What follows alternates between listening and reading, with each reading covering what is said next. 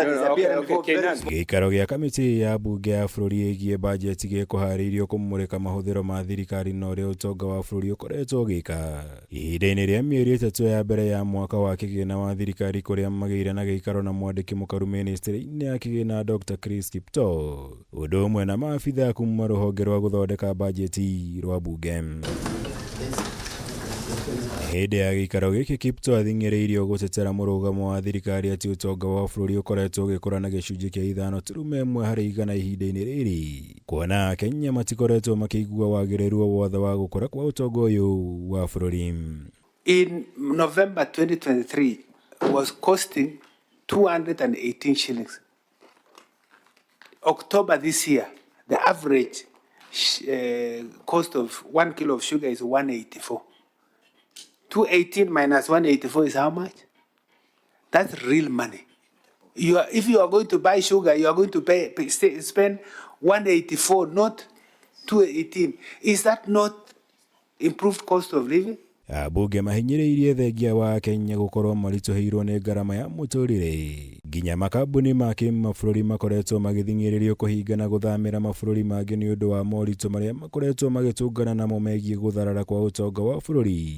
Noguo maregana na mũrũgamo ũyũ wa KIPTOO. If you look at the data, multinational corporations are closing down. They are leaving the country. The paid-in bills have not been paid. Maybe that is one of the reasons. People are selling their properties. You know, people, auctioneers. If you look at the newspapers, now I'm talking like a layman. If you look at the newspaper, Nation, Standard, I think 15 to 20 pages. It's full of properties being auctioned. People don't have money. There's no money. Honestly, there's no money.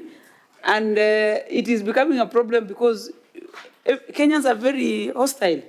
Even to us leaders, it's like we have taken their money. While you are the people who have money and you should be telling them where the money is. Tell us, why is it that the disparity of the economy perception growth vis-a-vis the reality that there's no money? Let's be hopeful. And you know, I keep saying managing an economy is not like driving a car where you just drive and it goes this way. Running an economy is like piloting a ship. If you want to change there's inertia. You change, you turn the wheel, but there is time. There's what we call lagging effect. It takes time.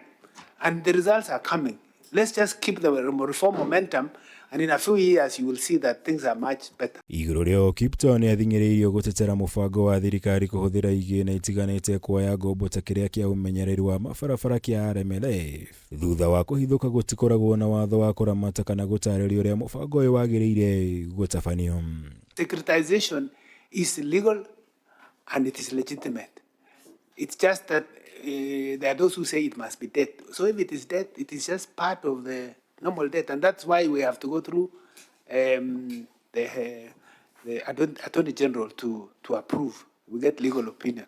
I think the only good thing about securitization is that you are taking a stream and ring fencing to do a particular work in that area. So it's a problem much more smarter way. Hau kabere rũhonge rwa gũthondeka bajeti rwa mbunge ya bũrũri rũrutire mũkana wa kũhũthĩrwo ũru kwa mũbango ũyũ wa kuoya ngombo ũkĩhũthĩra igĩna itiganĩte. Makiuga kwaga gũkorwo kwa watho ũyũ nĩ ũgwati mũnene kũrĩ bũrũri, kuona kĩgĩna kĩa mũingĩ no kĩhũthĩke na njĩra iria itagĩrĩire.